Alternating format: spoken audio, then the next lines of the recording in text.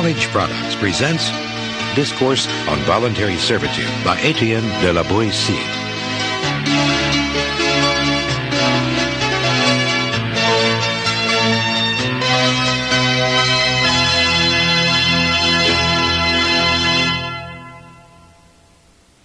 On June 14, 1940, German troops marched into Paris.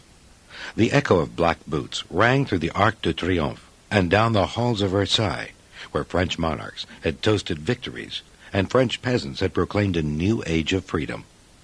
4 centuries before, an essay entitled Discourse on Voluntary Servitude had attacked tyranny and cried out for Frenchmen to claim their natural right to liberty. In 1942, Columbia University Press issued an updated version of this essay as part of the war effort. It was entitled Anti-Dictator. Skipping over the then-friendly Stalin, this pamphlet denounced Hitler and Mussolini as tyrants who feed on cooperation. Disobey the anti-dictator, urged the people of conquered countries, for tyranny requires consent. Resolved to serve no more, and you are at once freed. I do not ask that you place hands upon the tyrant to topple him over, but simply that you support him no longer. Then you will behold him like a great colossus whose pedestal has been pulled away, fall of his own weight, and break into pieces. Discourse on Voluntary Servitude was written by a young French student named Eteinne de la Boetie. Ironically, both the original pamphlet and Anti-Dictator addressed somewhat the same audience, the common man of France. Lawboys, however, examined a relatively new issue, the rise of the nation-state. These states claimed territorial sovereignty over large tracts of land they called nations. As a 16th century man, Lawboys witnessed the emergence of absolute monarchy and the evolution of its theoretical opposite, the theory that political authority resides in the people. In adopting this latter theory, people challenged monarchy through revolution. Eventually, they challenged the French monarchy through the French Revolution, for which Discourse on Voluntary Servitude was a rallying cry. Perhaps it was appropriate to use this essay as World War II propaganda, for France in 1942 was ravaged by war, and war is a logical extension of nation-states when their claims of sovereignty conflict. The original work also appeared against a backdrop of war and conflict. Externally, France warred with Spain. Internally, it warred with French Protestants. The 16th century was one of bitter religious conflict, a century of establishing authority and of questioning power. Lawboys examined the psychology of those who obey and of those who command. The Discourse on Voluntary Servitude is not merely or even primarily an attack on tyranny. It is an analysis of the nature and methodology of tyranny. Lawboys asked, if a tyrant is one man and his subjects are many, why do they consent to their own enslavement? I should like merely to understand how it happens that so many men, so many villages, so many cities, so many nations, sometimes suffer under a single tyrant, who has no other power than the power they give him, who is able to harm them only to the extent to which they have the willingness to bear with him, who could do them absolutely no injury unless they preferred to put up with him rather than contradict him. Surely a striking situation. Translating a 16th century pamphlet into 20th century terms presented problems to the World War II propagandists. After all, Discourse on Voluntary Servitude had been written 400 years before Hitler's invasion of Poland. Its modern translator, Harry Kurtz, overcame this obstacle. Through marginal notes, he provided a contemporary relevance that his occasionally creative translation supported. For example, where the original tract speaks of a race of people known as Cilicians, the anti-Mussolini pamphlet speaks of Sicilians. Perhaps Lawboys would have agreed with General Sherman, who observed, "War is hell," at least on translations. Nevertheless, the Kurtz translation captures the spirit of the original work. This presentation explores Discourse on Voluntary Servitude by examining the 16th century common man to whom it was addressed, and the political context in which it was written. The presentation then turns to a textual analysis of the pamphlet. Finally, we examine Lawboys the man.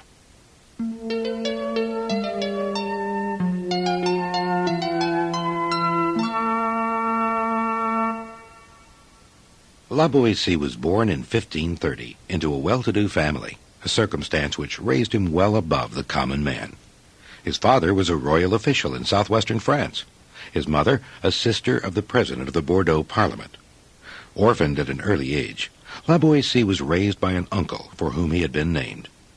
In 1553, he received a law degree from the University of Orleans, and despite being under the minimum age, he won a royal appointment to the Bordeaux Parliament. The word Parliament refers not to a governing body, but to the central court of a particular province.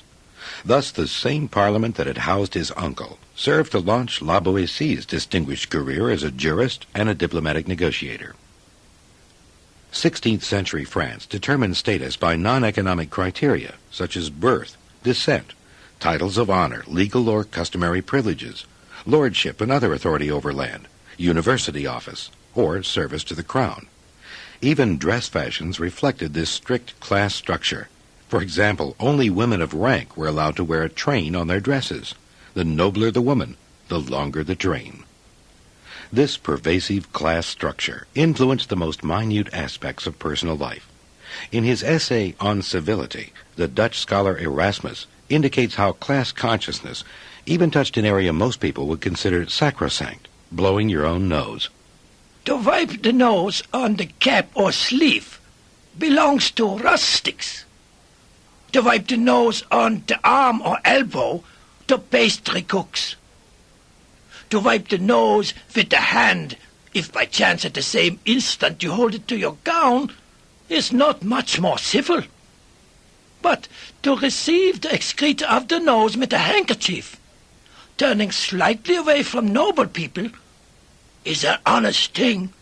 The 16th century ranged from Columbus to Galileo, from discovery of the earth to discovery of the heavens. Men burned witches, prized pepper as highly as gold, and looked upon those who lived more than a day's walk away as foreigners. Modern man peers into the 16th century as through a glass darkly, and can only imagine the psychology of people who expected both famine and plague to accompany every decade. The French historian Eteinne provided an overall sense of this 16th century man. The common people resemble a man walking in a lake with water up to his mouth. The least depression in the bed of the lake, or the smallest wave, and he loses his footing, goes under and drowns. There were several waves big enough to drown in. The first was famine. In a good year, 1,000 insects, birds, and beasts competed with men for their crops. With a wet year, a summer storm, a late frost, a dry spell, starvation loomed. The cry, "Is it raining?" was uttered in anguish for fear of famine. Men commonly carved a cross on newly baked bread to symbolize the sacredness of food. In a bad year, tales of cannibalism spread. Eventually, the miracle crops of maize and potatoes, imported from the New World, reduced famine. But during the 16th century, an estimated 13 general famines swept France, not including more localized tragedies. Vermin-ridden peasants flooded into towns where they begged and died in public squares. Famines were exacerbated by taxes. 1/10 or more of final harvest went to landlords, 1/10 to the church. Shipping taxes used to finance wars clogged the flow of trade from areas of plenty to areas of want. War also brought roving bands of soldiers who carried away goods and military-aged sons. Epidemics stalked the survivors of famine. Almost every decade had its plague. The plague was actually a many-headed hydra, diphtheria, typhoid fever, smallpox, whooping cough, influenza, and some diseases no longer in existence. Death targeted the poor, for unlike the rich, they could not easily leave infected towns. They remained crowded into damp houses, sleeping on the ground, and eating barely enough to survive. Bathing was infrequent, sanitation poor. Wooden buildings were sanctuaries for vermin and disease. The bubonic plague struck over and over again. The French essayist Michel de Montaigne described such an epidemic. Each one generally renounced all care of life. The grapes hung still and rotted upon the vines untouched, all indifferently preparing themselves and expecting death, either that night or the next morrow, with countenance and voice so little daunted that it was an universal and inevitable condemnation. It is ever such. But what slender hold hath the dying? The difference and distance of some few hours. Behold these, because they die in one same month. Children, young, old, they are no longer wept for. I saw some that feared to stay behind, as if they had been in some horrible solitude. And commonly I knew no other care amongst them but for graves. It much grieved them to see the dead carcasses scattered over the fields at the mercy of wild beasts. Some in good health dug already their graves. Others yet living did go into them. And a day labourer of mine, as he was dying, with his own hands and feet pulled earth upon him, and so covered himself. The apprehension of present death does sometimes of itself animate us with a ready resolution no longer to avoid a thing altogether inevitable. Villagers kept watch day and night against wolves, wild boars, and bears. The whole of Europe, from the Ural Mountains to the Straits of Gibraltar, was the domain of wolves, who fed on corpses and multiplied freely. In 1520, the King of France, Francis I, created Grand Masters of the wolf hunt to round up these terrifying beasts. Although walled cities helped to keep wolves out, in the late 15th century they breached one of the gates of Paris, and packs ran through the streets, attacking people. With hunger and disease rampant, 2 out of every 5 children died in infancy, and another died before maturity. As a child was being born, a mother could anticipate its death. Despite these constants, the 16th century was an age of change. Knights and chivalry disappeared. The middle class emerged. Mustaches and beards became fashionable. Luxuries that today we take for granted, such as chairs and forks, appeared and caused a flurry. A German preacher condemned the fork, for example, saying God would not have given us fingers if he wished us to use such a diabolical instrument. Change was in the air. In 1518, Erasmus commented, I am not so greatly attached to life. I see in this life nothing so excellent or agreeable that a man might wish for it, on whom the Christian creed has conferred the hope of a much happier life. Nevertheless, at present, I could almost wish to be rejuvenated for a few years, for this only reason, that I believe I see a golden age dawning in the near future. What were the assumptions and beliefs of the common man in this age of change? He believed in God and the Catholic Church, the word Catholic meaning universal. The early 16th century witnessed a backlash against the Catholic Church and the rise of Protestantism as an alternative. This process was called the Reformation. The common man feared witches. Between 1560 and 1640, witchcraft trials erupted across Europe. Even those condemned by the Catholic Church as heretics, who were themselves candidates to be burned, would not defend witches. The Protestant reformer Martin Luther declared, I would have no compassion on witches. I would burn them all. According to the French poet Ronsard, the air was peopled by demons, just as the depths of the waves are by fish, the heavens by angels, and the earth by men. Ronsard recorded this popular belief in his poem Les Démons. They make noises in the air to frighten us. They make true suns appear to human eyes. They make the moon darken, horribly hideous, and rain down from the sky a shower of blood. Patriotism was another common sentiment, especially patriotism toward the province of one's birth. France was divided into small regional units called provinces, which differed from one another in natural resources, human development, customs, political sympathy, religious belief, and contact with other regions. Provincial Frenchmen faced a new phenomenon, the rise of absolute monarchy, the rise of the nation-state. Although French monarchs did not try to destroy regional loyalties, they did want to claim a patriotism superior to that extended to the provinces. France was an absolute monarchy, but the term absolute did not mean tyrannical or despotic. It meant the king had unmixed power. That is, the national power was not distributed between the crown and the parliaments, but rested in the king alone. Montaigne, in describing the lesser nobility, illustrated how undisturbing this absolute monarchy could be. He here speaks of his master once in a year, as of the king of Persia, and only acknowledges him by some ancient cousinship of which his secretary keeps a note. In truth, our laws are free enough, and the weight of sovereignty is felt by a French nobleman barely twice in a lifetime. In an absolute monarchy, the order of a monarch's soul constituted the order of the kingdom and the welfare of its members. The ideal monarch was a philosopher prince who exercised the royal science, politics. Through his rule, the people are awakened from a long sleep and made to feel love for something greater than themselves, their nation. The king's political authority was based on property. His kingdom was the community over which he exercised power. Kingdoms often included outlying detached provinces and islands in foreign territories. They often included subjects with different racial backgrounds, customs, and languages. The control of provinces seemed to shift from ruler to ruler with each new conquest, marriage, and treaty.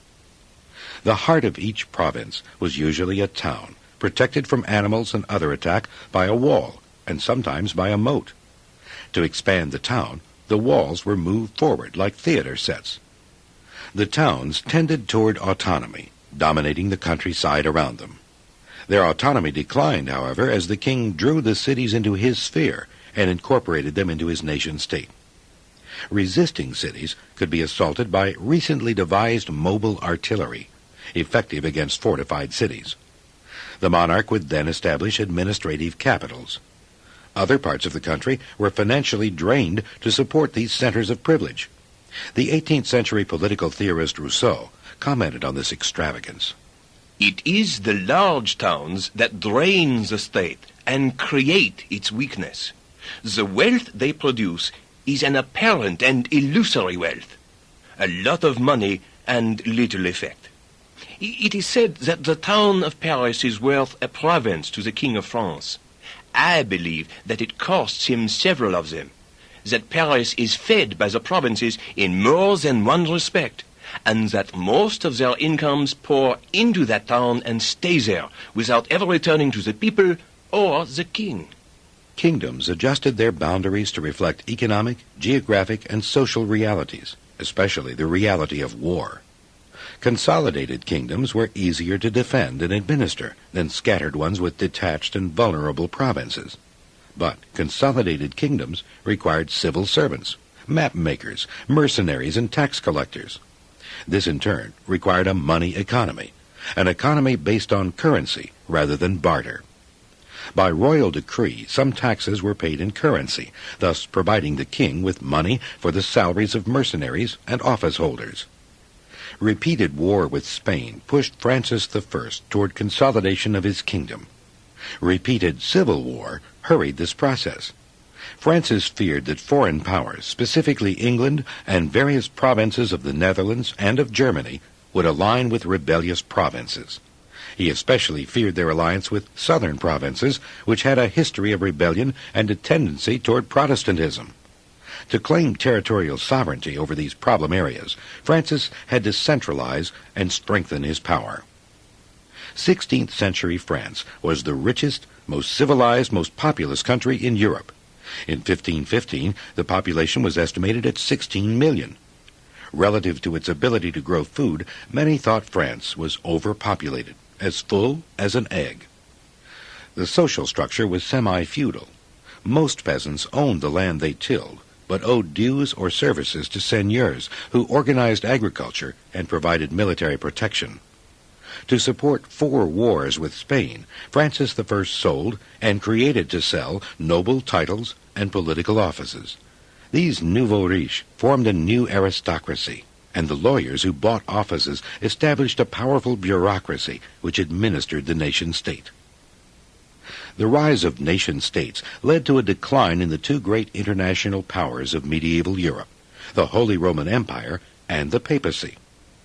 Perhaps the best description of the Holy Roman Empire came from Voltaire, who declared that it was not holy, not Roman, and not an empire.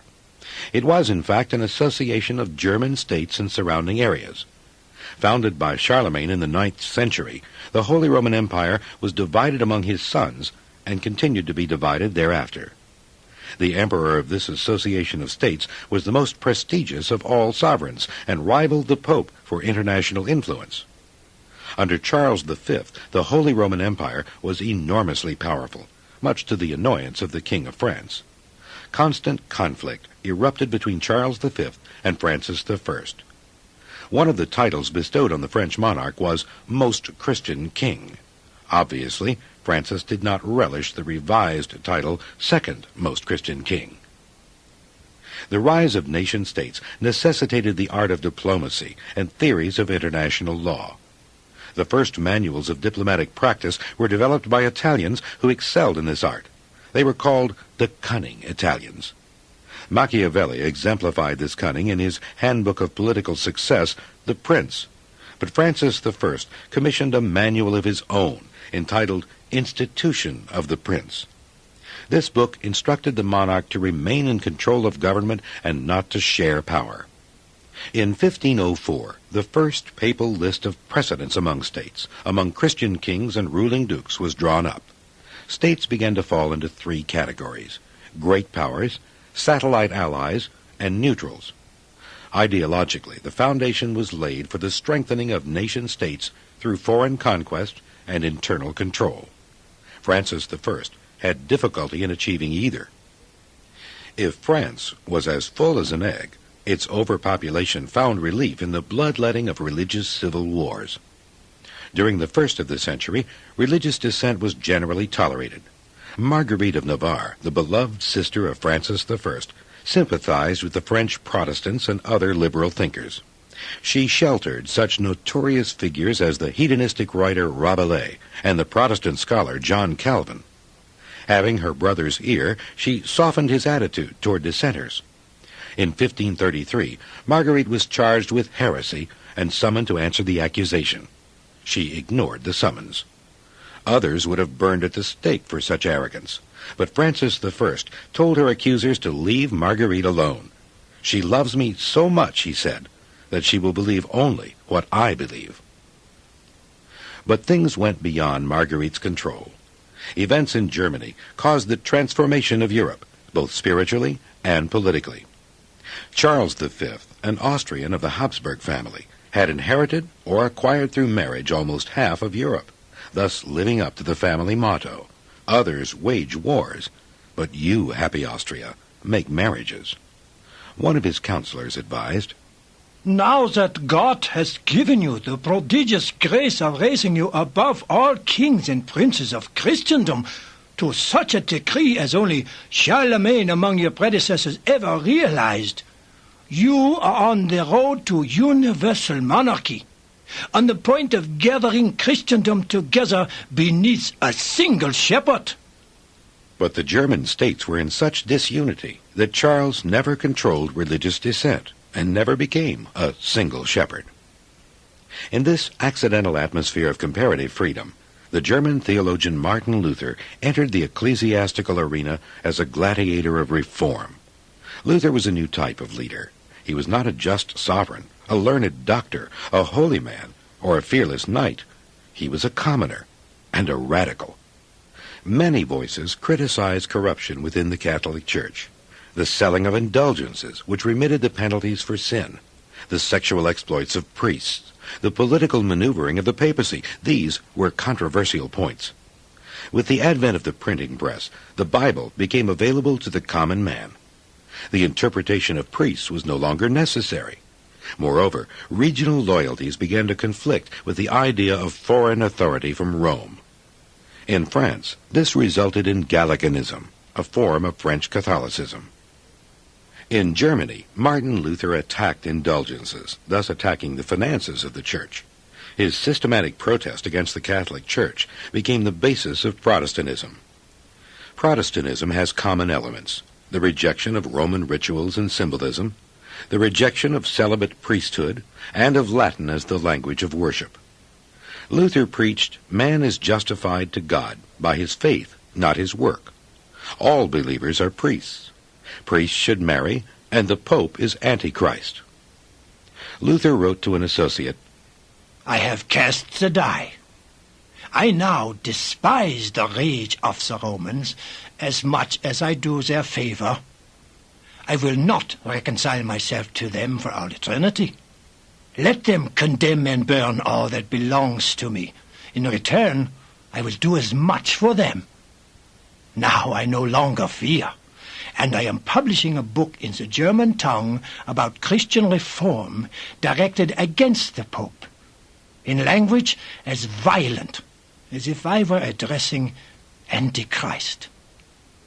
Luther pronounced the Catholic Church fit neither to cackle nor to lay eggs. He burned the papal announcement of his excommunication. Religious revolt led to social and political conflict. In 1524, peasants of southwest Germany rose up violently against their masters. Afraid that political radicals would distort his teachings, Luther published the pamphlet Against the Robbing and Murdering Hordes of Peasants.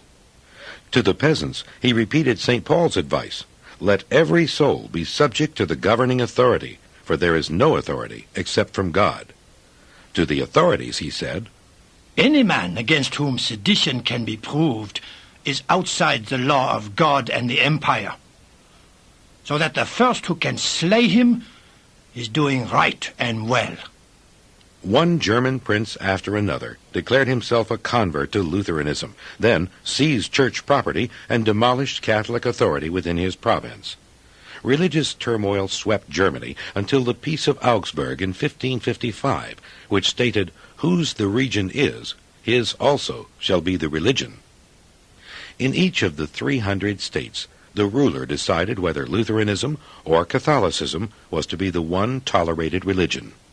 Whose the region is, his also shall be the religion. This became the dominant religious policy of 16th century Europe.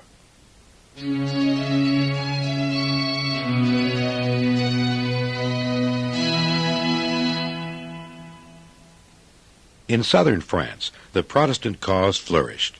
Southern France had always been rebellious, with different customs and a different dialect from other regions. Now, several noble families became followers of the French classical scholar and theologian John Calvin. His book, Instruction in the Christian Religion, claimed that the true church did not rest on a continuity of tradition, but on a purity of doctrine. His central belief was predestination, the idea that each man is predestined to salvation or to eternal damnation. Ministers or teachers of the word were supported by assemblies of believing laymen. French Calvinists were called Huguenots and were especially feared by Francis I because they constituted a state within a state. Huguenot nobles had their own fortresses, most notably La Rochelle, and they were particularly susceptible to alliances with foreign Protestants. Religious toleration in France was snapped by one event. The twice-arrested John Calvin went clandestinely to Paris and spoke with Protestant leaders. Afterward, in October 1534, Protestant extremists posted placards in the streets of Paris, Orléans, and other cities. The placards denounced the Catholic Mass as idolatry, and the Pope and his clergy as a brood of vermin, apostates, wolves, liars, blasphemers, and murderers of the soul. The Protestants made one fatal mistake. They posted a placard on the door of the king's bedchamber. Francis I was already distressed by the peasants' revolt and other consequences of Protestantism in Germany.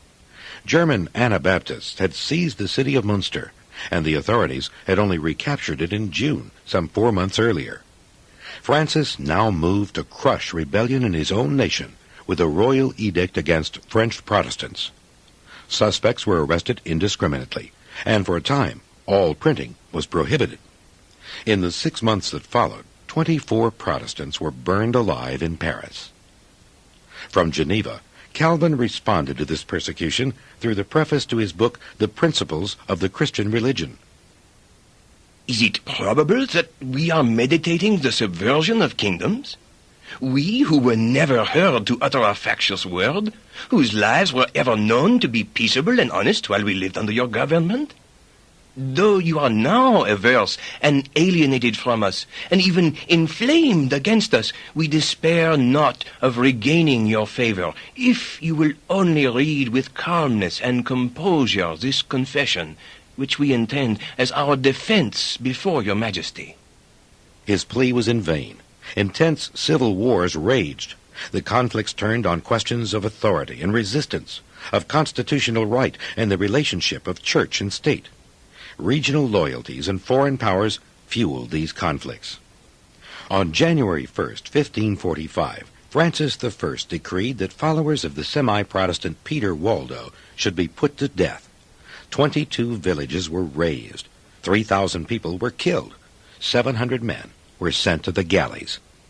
This martyrdom increased general respect and sympathy for the Protestant cause.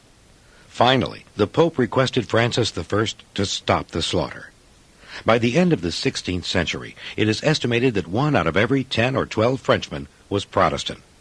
Not until the Edict of Nantes, however, did the French monarch Henry IV grant freedom of conscience, meaning freedom from persecution, to certain areas of France. This was the world of Eteinne de la Boetie. La Boetie wrote Discourse on Voluntary Servitude while he was a law student at the University of Orleans. This university was a center of free discussion and eventually a center of Huguenot activity. Paul Bonhoffant, the biographer of La Boetie, provides a flavor of this freewheeling atmosphere. The teaching of the law was a preaching rather than an institution, a sort of search for truth carried on by teacher and student in common, and which they feverishly undertook together, opening up an endless field for philosophic speculation. Although Discourse is abstract and addressed no contemporary events, it was written in response to a specific incident, the Revolt de Gabelle in Bordeaux. The gabelle was an onerous salt tax which people were forced to pay because salt was a government monopoly. When the protesters killed the Director General of the tax, along with 2 of his officers, the government lashed back. An historian recorded the event. More than 140 persons were put to death by various kinds of punishments. Nearly all the inhabitants made honorable amends in the open street, on their knees before the lords at the window, crying mercy and asking pardon. More than 100, because of their youth, were simply whipped. Astounding fines were laid. The very bells were not exempt from the wrath and vengeance of the prince, for not a single bell remained which was not broken up and confiscated to the king's service for his guns. At the University of Orleans, La Boetie found himself in a nest of radicals. His law professor, Anne de Bourgh, would be burned at the stake for heresy in 1559. Some of La Boetie's fellow students would become Huguenot leaders. One of them, Lambert Denot, was La Boetie's best friend at the university and Bourgh's favorite student. The 16th century saw the birth of pamphleteering. These pamphlets challenged authority and addressed the common man. This was made possible by the invention of a new machine, the printing press, as well as the introduction of spectacles, better indoor lighting, and cheaper paper. Printing was an inexpensive, easy way to spread ideas. Movable print had been known for centuries in the East. It now became a tool of revolt and propaganda in the West. By 1500, over 200 towns in Europe had their own print shops. During the 16th century, approximately 25,000 titles were published in Paris, with an average run of 1,000 copies per title. Previously, Latin had dominated as a written language, and with it, religious and devout literature had flourished. Now, Greek and Latin editions of the classics appeared. Philosophic treasures of the East, available through trade with Byzantium, were reissued. Writers such as Montaigne even began to publish in French. Of course, as printing grew, so did attempts at censorship from state and church. In 1559, the first papal index of prohibited books was published by the Catholic Church. But clandestine presses with secret distribution channels continued to attack the status quo. What was the role of the scholar? Traditionally, the scholar assisted his king to understand and to apply the principles of philosophy. Machiavelli's The Prince, written in 1513, was in this tradition. It was a handbook on the art of political success. Julius Exclusus, written anonymously in the same year, typified another form of scholarship. This tract argued for barring the dead Pope Julius from a heaven he did not deserve. Here, the scholar attacked rather than assisted authority.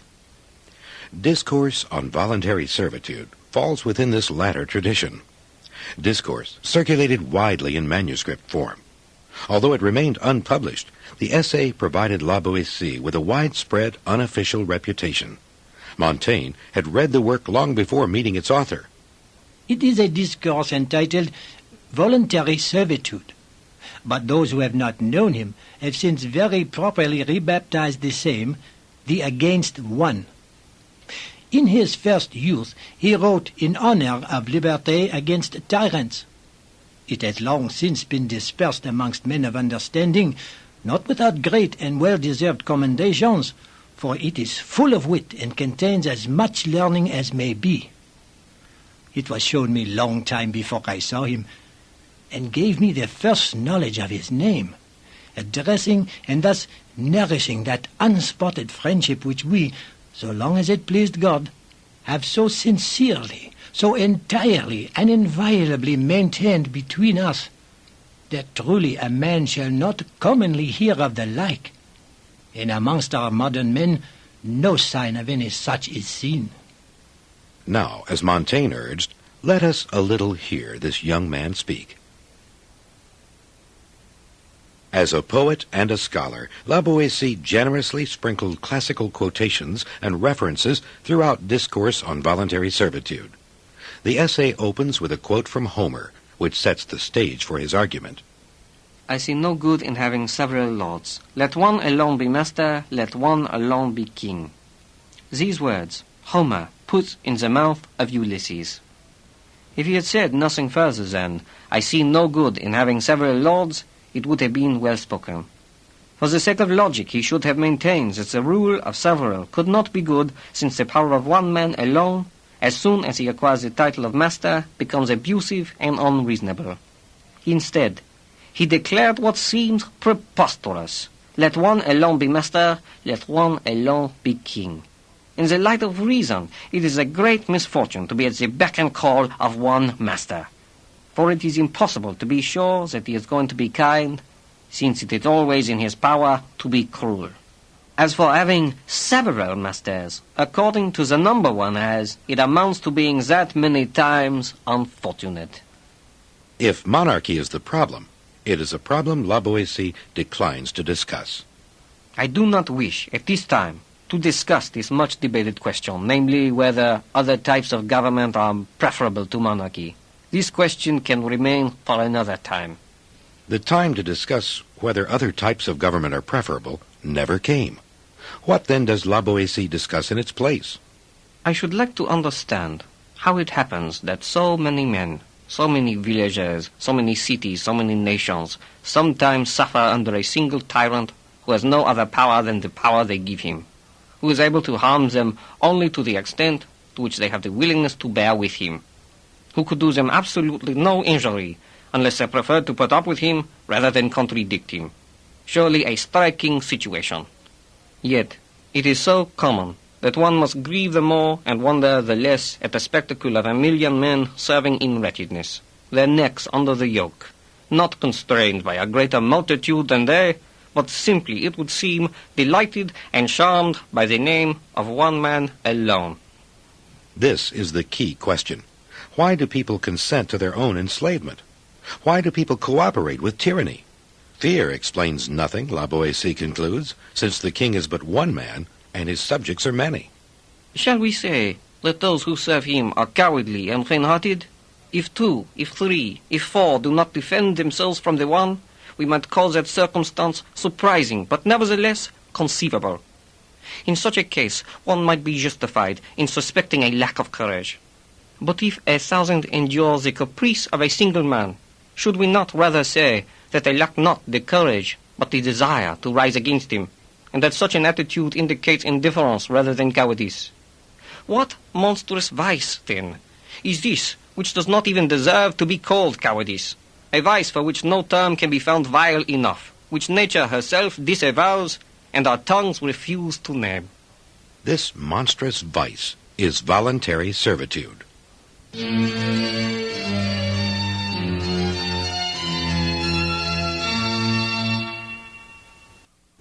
What monstrous vice, then, is this which does not even deserve to be called cowardice, a vice for which no term can be found vile enough, which nature herself disavows and our tongues refuse to name? This monstrous vice is voluntary servitude. The Russian novelist Leo Tolstoy was deeply influenced by this point and repeated it centuries later in connection with the British occupation of India. A commercial company enslaves a nation comprising 200 millions. Tell this to a man free from superstition, and he will fail to grasp what those words mean. What does it mean that 30,000 men have subdued 200 million? Do not the figures make clear that it is not the English who have enslaved the Indians, but the Indians who have enslaved themselves?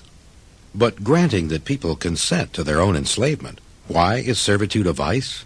Lawboys replies, because it contradicts the lessons of nature. Nature tells us that each man contains a spark of reason. To fuel that spark is virtue. To extinguish it is vice. If we led our lives according to the ways intended by nature and the lessons taught by her, we should be intuitively obedient to our parents. Later we should adopt reason as our guide and become slaves to nobody. I do not err in stating that there is in our souls some native seed of reason, which, if nourished by good counsel and training, flowers into virtue, but which, on the other hand, if unable to resist the vices surrounding it, is stifled and blighted. Nature has distributed these gifts with an uneven hand, but Lawboys warns this is not a license for those with ability to oppress those without. Yet, surely, if there is anything in this world clear and obvious, it is the fact that nature has cast us all in the same mold, in order that we may behold in one another companions, or rather brothers.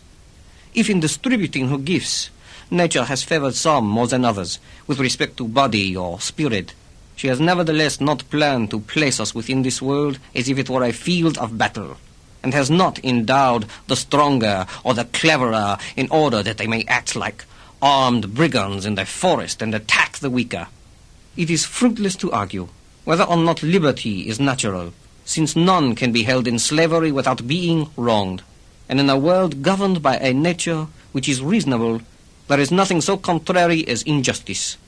Since freedom is our natural state, we are not only in possession of it, but have the urge to defend it. The urge to freedom is not unique to man. It is common to all creatures. Even animals resist capture, for captivity is not merely unnatural. It denatures them. It takes away from them an aspect of what they are. The very beasts cry out, "Long live liberty!" Many die as soon as captured, just as the fish loses life as soon as he leaves the water. So do these creatures close their eyes upon the light and have no desire to survive the loss of their natural freedom. Others put up such a strong resistance by means of claws, horns, beaks, and paws that they show clearly enough how they cling to what they are losing. Afterwards, in captivity, it is easy to see that they are languishing rather than living, and continue their existence more in lamentation of their lost freedom than in enjoyment of their servitude. Since the very beasts, although made for the service of man, cannot become accustomed to control without protest, what evil chance has so denatured man that he, the only creature really born to be free, lacks the memory of his original condition and the desire to return to it? Man's urge to liberty is not unconditional. That spark must be fanned. Just as tyranny thrives by being encouraged, liberty dies by being denied. Everyone knows that the fire from a little spark will increase and blaze ever higher as long as it finds wood to burn. Yet without being quenched by water, but merely by finding no more fuel to feed on, it consumes itself, dies down, and is no longer a flame. Similarly, the more tyrants pillage, the more they crave, the more they ruin and destroy. The more one yields to them and obeys them, by that much do they become mightier and more formidable, the readier to annihilate and destroy. But if not one thing is yielded, if, without any violence, they are simply not obeyed, they become naked and undone, and as nothing. Just as, when the root receives no nourishment, the branch withers and dies. To justify tyrannicide against rulers who had broken divine law was not uncommon. But here, Lawboys proposes something different. Massive, non-violent resistance. This is an extremely early call for civil disobedience. He who domineers over you has only 2 eyes, only 2 hands, only 1 body, no more than is possessed by the least man. He has indeed nothing more than the power that you confer upon him to destroy you. Where has he acquired enough eyes to spy upon you if you do not provide them yourselves? How can he have so many arms to beat you with if he does not borrow them from you? The feet that trample down your cities, where does he get them if they are not your own? How does he have any power over you except through you? What could he do to you if you yourselves did not connive with the thief who plunders you? If you were not accomplices of the murderer who kills you? If you were not traitors to yourselves? You sow your crops in order that he may ravage them. You install and furnish your homes to give him goods to pillage. You rear your daughters that he may gratify his lust. You bring up your children in order that he may confer upon them the greatest privilege he knows, to be led into his battles, to be delivered to butchery. From all these indignities you can deliver yourselves if you try, not by taking action, but merely by willing to be free. Men consent to their own enslavement.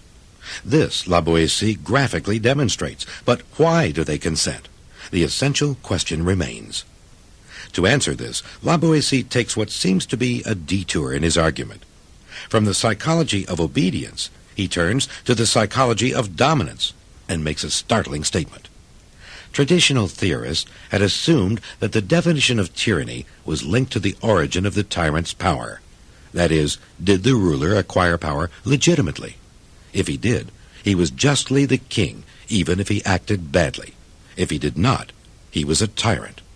Lawboys declares the origin of power to be irrelevant to the definition of tyranny, because the method of ruling is practically the same. He shifts emphasis from the origin of power to the methodology of power. There are 3 kinds of tyrants. Some receive their proud position through elections by the people, others by force of arms, others by inheritance. Those who have acquired power by means of war act in such ways that it is evident they rule over a conquered country. Those who are born to kingship are scarcely any better, because they are nourished on the breast of tyranny, suck in with their milk the instincts of the tyrant, and consider the people under them as their inherited serfs. He who has received the state from the people ought to be more bearable, were it not for the fact that he plans never to relinquish his position. There is some difference among these 3 types of tyranny, but as for stating a preference, I cannot grant there is any.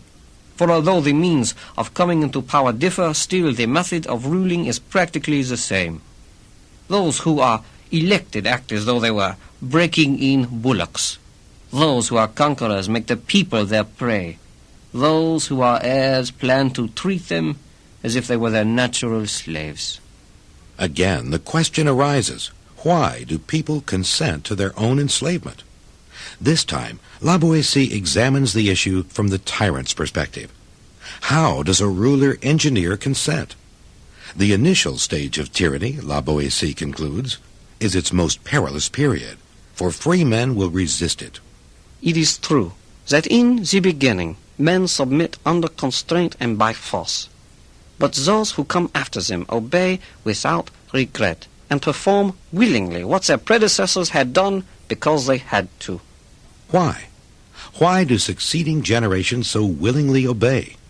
Lawboys answers, custom. Through tradition and training, men forget their heritage of freedom. It is incredible how as soon as a people becomes subject, it promptly falls into such complete forgetfulness of its freedom that it can hardly be roused to the point of regaining it, obeying so easily and so willingly that one is led to say that this people has not so much lost its liberty as won its enslavement. This is why men born under the yoke live in their native circumstance, unaware of any other state of right, and consider as quite natural the condition into which they were born. Thus, custom becomes the first reason for voluntary servitude. Men are like handsome racehorses, who first bite the bit and later like it, and rearing under the saddle a while, soon learn to enjoy displaying their harness, and prance proudly beneath their trappings. Similarly, men will grow accustomed to the idea that they have always been in subjection, that their fathers lived in the same way. They will think they are obliged to suffer this evil, and will persuade themselves by example and imitation of others, finally investing those who order them around with proprietary rights based on the idea that it has always been that way. Montaigne dramatizes the force of habit in his essay on custom. My opinion is that he conceived the right of the force of custom that first invented this tale. How a country woman, having inured herself to cherish and bear a young calf in her arms, which continuing, she got such a custom, that when he grew to be a great ox, she carried him still in her arms. For truly, custom is a violent and deceiving schoolmistress. But if freedom can be trained out of a man, how can it be said to be part of his nature? Lawboys concludes it is truly the nature of man to be free and to wish to be so. Yet a person's character instinctively follows the tendencies that his training gives him. In other words, training can overcome nature. But some men cannot be trained away from freedom. There are always a few, better endowed than others, who feel the weight of the yoke and cannot restrain themselves from attempting to shake it off. These are the men who never become tamed under subjection, and who cannot prevent themselves from peering about for their natural privileges and from remembering their ancestors and their former ways. These are the men who are not satisfied, like the brutish mass, to see only what is at their feet, but rather look about them, behind and before, and even recall the things of the past in order to judge those of the future, and compare both with their present condition. Even if liberty had entirely perished from the earth, such men would invent it.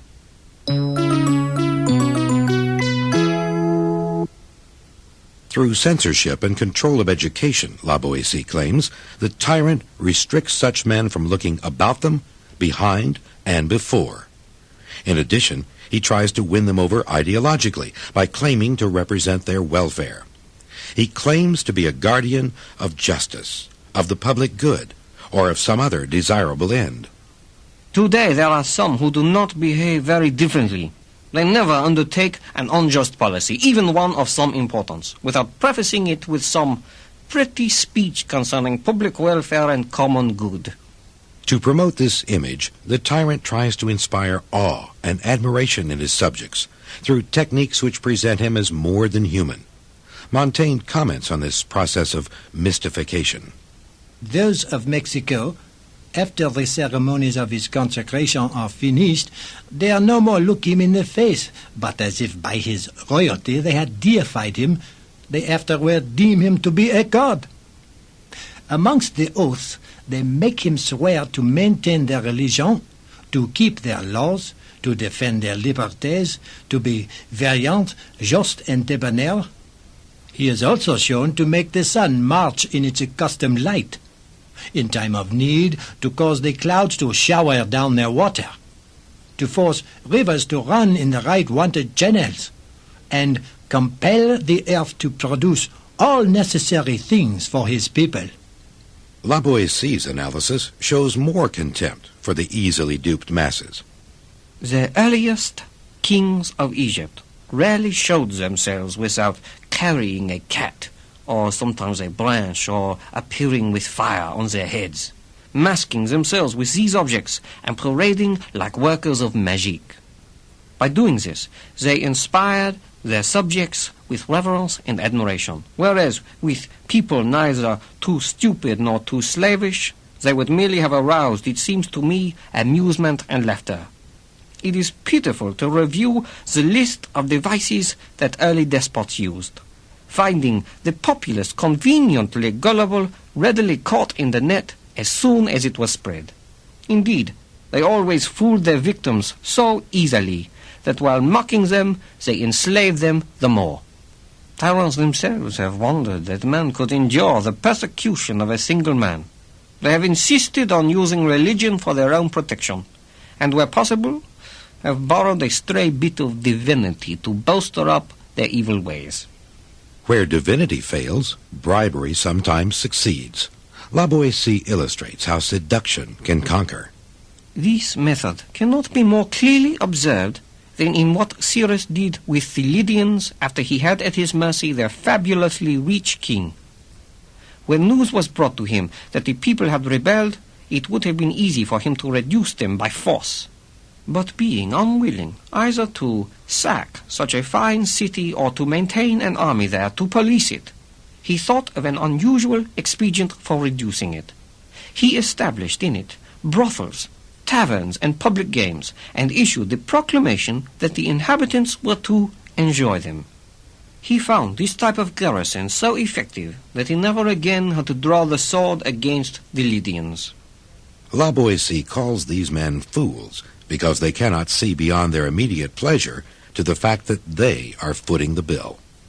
Roman tyrants often provided the city wards with feasts to cajole the rabble, always more readily tempted by the pleasure of eating than by anything else. The most intelligent and understanding amongst them would not have quit his soup bowl to recover the liberty of the Republic of Plato. Everybody would shamelessly cry, "Long live the king!" The fools did not realize that they were merely recovering a portion of their own property, and that their ruler could not have given them what they were receiving without having first taken it from them. This direct bribery pales in significance when compared to a more subtle form of bribery, which Lawboys calls the mainspring and the secret of domination. First, however, he eliminates from his argument what many consider to be the power base of tyranny, the military.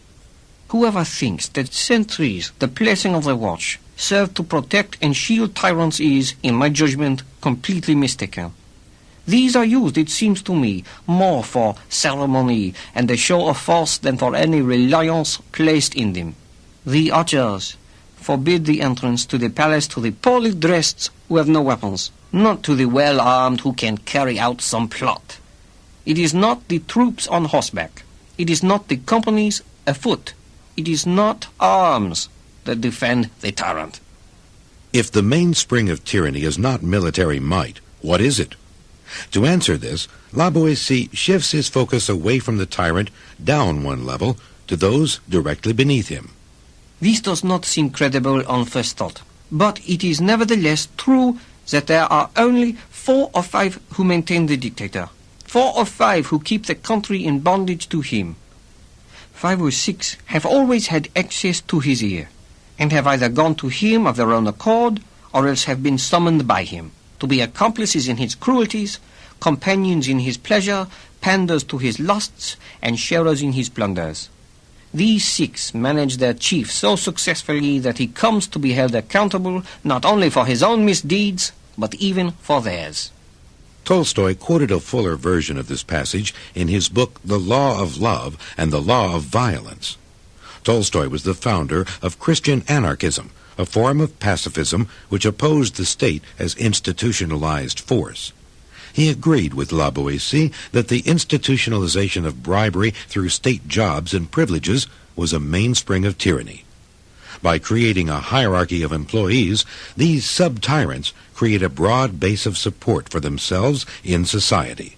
They create a class of men who are the employees, the clerks of tyranny. Lawboys described this pyramid of power. The 6 have 600 who profit under them, and with the 600 they do what they have accomplished with their tyrant.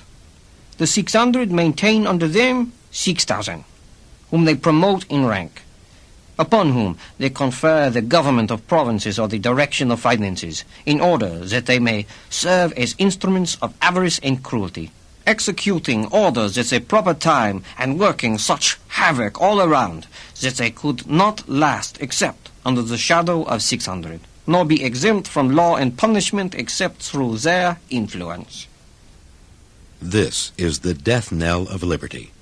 Just as the Roman feasters cannot see that they pay the bill, the employees of tyranny cannot see that they destroy their own liberty. In short, when the point is reached, through big favors or little ones, that large profits or small are obtained under a tyrant, there are found almost as many people to whom tyranny seems advantageous as those to whom liberty would seem desirable. Whenever a ruler makes himself a dictator, all the wicked dregs of the nation, all those who are corrupted by burning ambition or extraordinary avarice, these gather around him and support him in order to have a share in the booty, and to constitute themselves petty chiefs under the big tyrant. But those near the top of this pyramid of power are as human as those on the bottom. If voluntary servitude contradicts man's nature, what does it do to those who engineer it? If slavery denatures the slave, what does it do to the slaveholder? Let such men lay aside briefly their ambition, or let them forget for a moment their avarice, and look at themselves as they really are.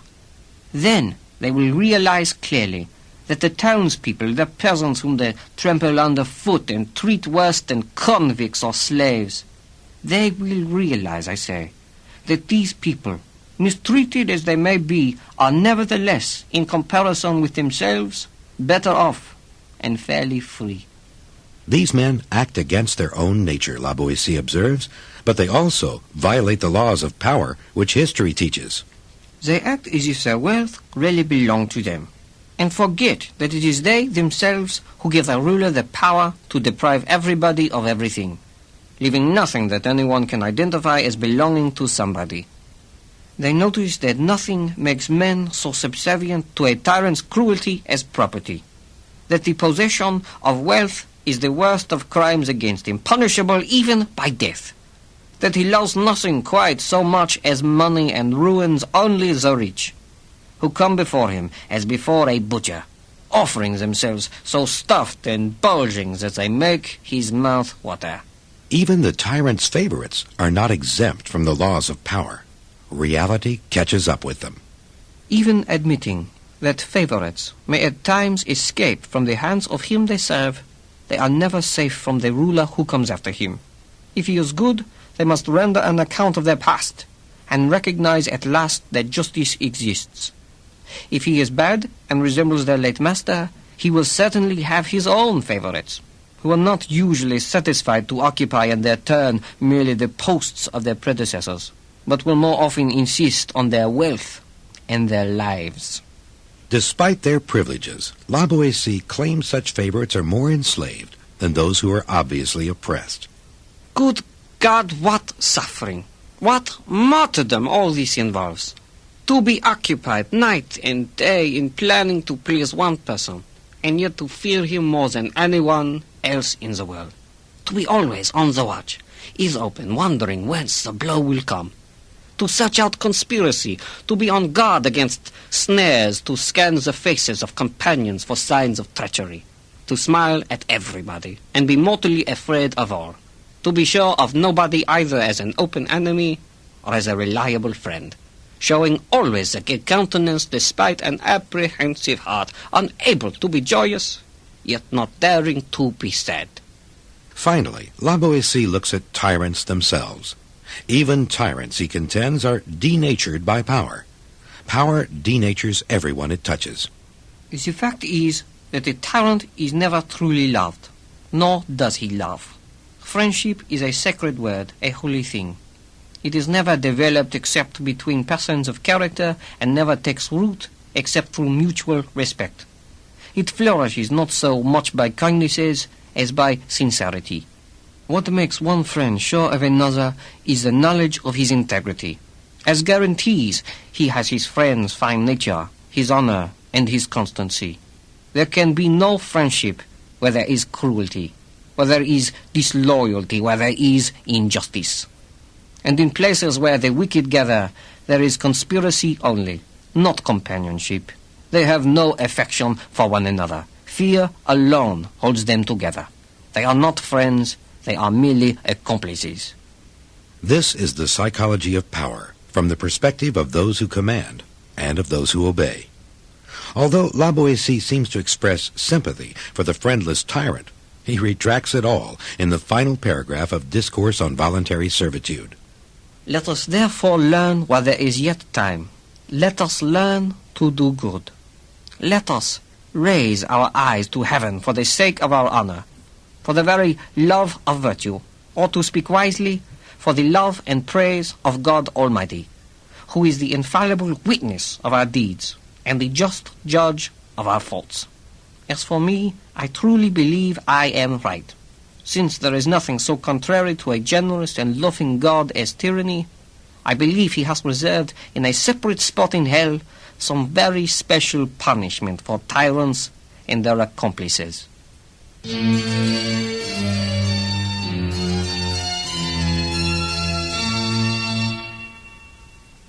Before concluding that Discourse on Voluntary Servitude is a rousing defense of the people against tyranny, two things should be considered. First, the essay is an expression of contempt for the masses. When La Boétie derides monarchs for their blatant bribery and puffery, he levels equal scorn toward those who accept the bribe and the image. By these practices and enticements, the ancient dictators so successfully lulled their subjects under the yoke that the stupefied peoples, fascinated by the pastimes and vain pleasures flashed before their eyes, learned subservience as naively, but not so creditably, as little children learn to read by looking at bright pictures. La Boétie describes those who consent to their own enslavement in various ways. Fools, wretches, stupid people, traitors, the brutish mass, cowardly people, degraded and submissive people, the mob, the rabble, the inferior classes, and the wretched dregs. La Boétie has limited sympathy for their plight. The second thing to consider is La Boétie's refusal to comment on contemporary politics. He opens with a disclaimer. I do not wish at this time to discuss this much-debated question, namely whether other types of government are preferable to monarchy. In the next sentence, however, La Boétie discusses what he claims to have dismissed. Still, I should like to know, before casting doubt on the place that monarchy should occupy among commonwealths, whether or not it belongs to such a group, since it is hard to believe that there is anything of common worth in a country where everything belongs to one master. Having posed this question, La Boétie leads the reader away from it, just as whenever he wanders close to French politics, he leads the reader away from it and into classical references. In discussing the theatrics of Egyptian kings, for example, he immediately denies any relevance to French monarchs. Our own leaders have employed in France certain similar devices, such as toads, fleur-de-lis, sacred vessels, and standards with flames of gold. However that may be, I do not wish, for my part, to be incredulous, since neither we nor our ancestors have had any occasion up to now for skepticism. Our kings have always been so generous in times of peace and so valiant in time of war that from birth they seem not to have been created by nature like many others, but even before birth to have been designated by Almighty God for the government and preservation of this kingdom. Even if this were not so, yet should I not enter the tilting ground to call in question the truth of our traditions, or to examine them so strictly as to take away their fine conceits. Here is such a field for our French poetry. Certainly I should be presumptuous if I tried to cast slurs on our records, and thus invade the realm of our poets. The notion that politics should be left to poets may seem flippant or cynical, but La Boétie's context should be considered. La Boétie was a distinguished poet who translated Xenophon and Plutarch. He associated with a group of writers known as the Pléiade poets, who included Ronsard in their ranks. This influential group sought to reform the French language to ensure purity of diction. La Boétie may have respected and trusted the purity of poetry more than that of monarchy. On the other hand, he may have simply evaded the obvious implications of his theories. He did, after all, aspire to a position in the Parliament. Lawboys's rejection of politics also reflected his humanism. Humanism, as a general term, meant the study of Greek and Latin literature for its own sake, with no implied political views. Humanism was popular among intellectuals of the 16th century. Disillusionment with religious wars and political corruption made these scholars withdraw into private realms. French humanism addressed human beings as private people. It dwelt on the joys of private life. The private life versus the public life is an old debate in philosophy, and certainly did not originate in the 16th century.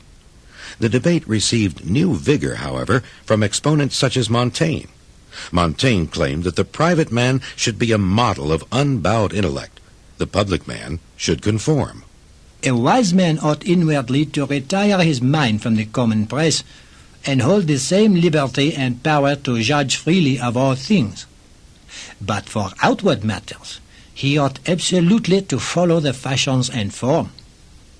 Public society has naught to do with our thoughts, but for other things, as our actions, our travel, our fortune, and our life. That must be accommodated and left to its service and common opinions. As that good and great Socrates, who refused to save his life by disobeying the magistrate, yea, a magistrate most wicked and unjust. For that is the rule of rules, and general law of laws of every man, to observe those of the place wherein he lives. The private Montaigne reviled politics, especially when it invaded the sacrosanct realm of inner thoughts. I hate all manner of tyranny, both verbal and effectual.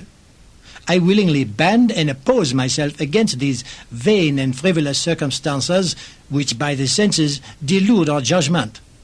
And holding myself aloof from these extraordinary greatnesses, have found that for the most part they are but men as others be.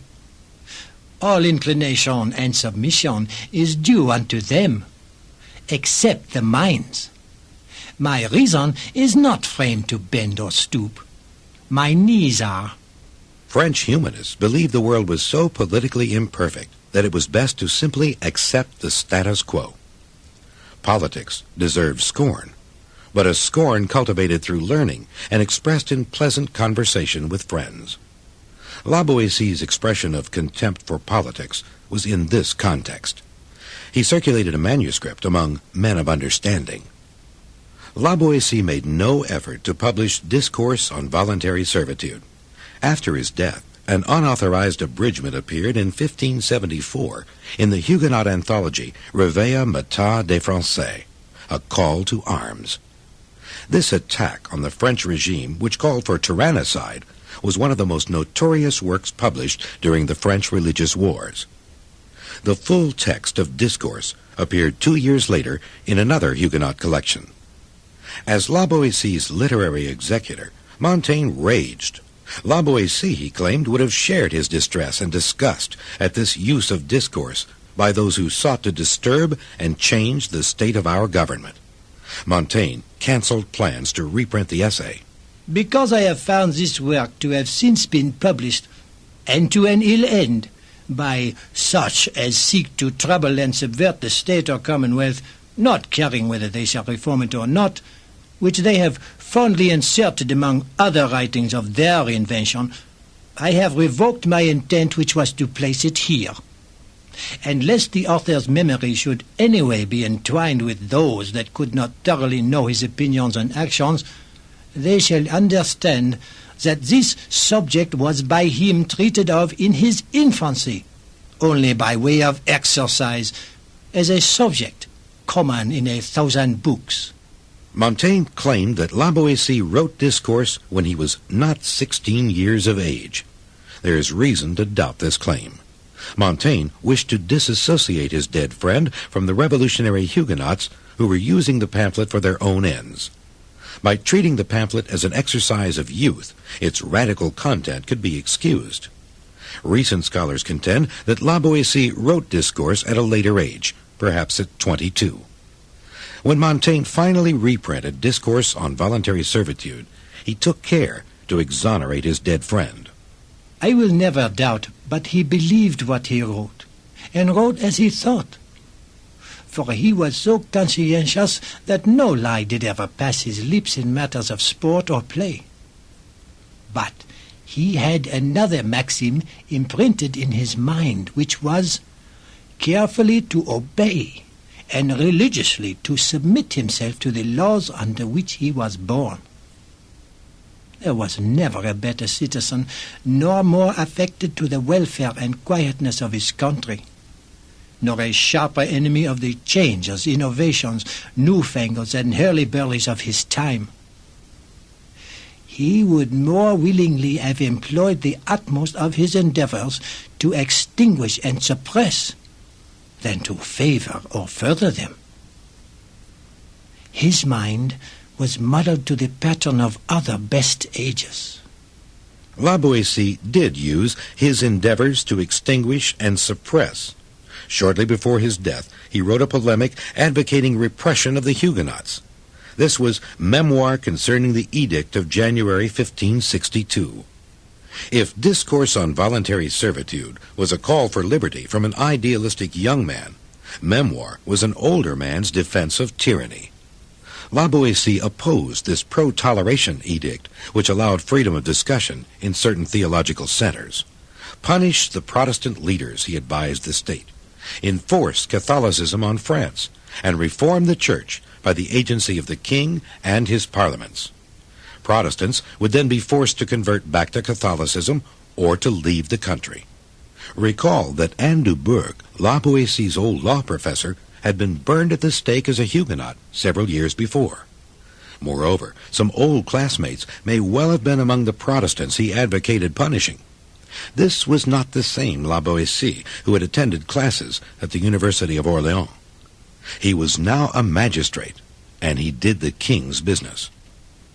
Some historians mistake Lawboys for an anarchist.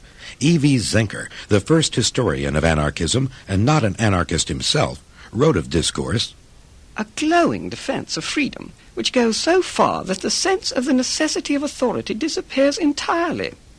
The opinion of Lawboys is that mankind does not need government. It is only necessary that man should really wish it, and he would find himself happy and free again, as if by magic. Lawboys never attacked government. He attacked tyranny, but never made the anarchistic connection that all government is tyranny. At one point, he begins a statement with the phrase, when a ruler makes himself a dictator, thus implying the possibility of being a ruler without being a tyrant. When it came to specifics in word and in deed, Lawboys defended the French monarchy. During the Enlightenment, Discourse was printed as a supplement to Montaigne's essays. During the French Revolution and the 19th century reaction to it, this essay achieved notoriety. The radical Abbé de Lamennais reprinted it with an incendiary preface of his own. Reissued in 1852, it was used to strike back at the coup d'etat of Napoleon III. The impact of this essay continues. Discourse on Voluntary Servitude exerted a strong influence on Leo Tolstoy, founder of Christian anarchism, and through Tolstoy it influenced Mohandas K. Gandhi. After converting to a pacifist approach, Gustav Landauer, the leading German anarchist of the 20th century, used a rousing summary of Discourse as the core of his work, The Revolution. Discourse on Voluntary Servitude has become a classic in both the pacifist and the anarchist traditions. In mainstream thought, Lawboys is best remembered as the friend of Montaigne. In 1563, at the age of 32, Eteinne de la Boetie died in his friend's arms. Montaigne's moving essay on friendship described the essence of his relationship with this remarkable theorist, whom he declared to be the greatest man, to my mind, of our age. If a man urge me to tell wherefore I loved him, I feel it cannot be expressed but by answering, because it was he, because it was me. We sought one another before we had seen one another, and by the reports we heard of one another. I think by some secret ordinance of the heavens, we embraced one another by our names. And at our first meeting, which was by chance at a great feast, we found ourselves so surprised, so known, so acquainted, and so combinedly bound together, that from thenceforward nothing was so near unto us as one unto another. Since it must continue so short a time, and begun so late, for we were both grown men, and he some years older than myself, there was no time to be lost. And it was not to be modelled or directed by the pattern of regular and remiss friendship, wherein so many precautions of a long conversation are required. I would rather have trusted him concerning any matter of mine than myself. Let no man compare any of the other common friendships to this. In these other strict friendships, a man must march with the bridle of wisdom and precaution in his hand. Lawboys is much more than the friend whose loss saddened Montaigne. He was a scholar who witnessed the creation of the political context in which modern man lives, the nation-state. He was among the first to ask the questions which haunt all theories of political science. What is the nature of power? And why do men obey?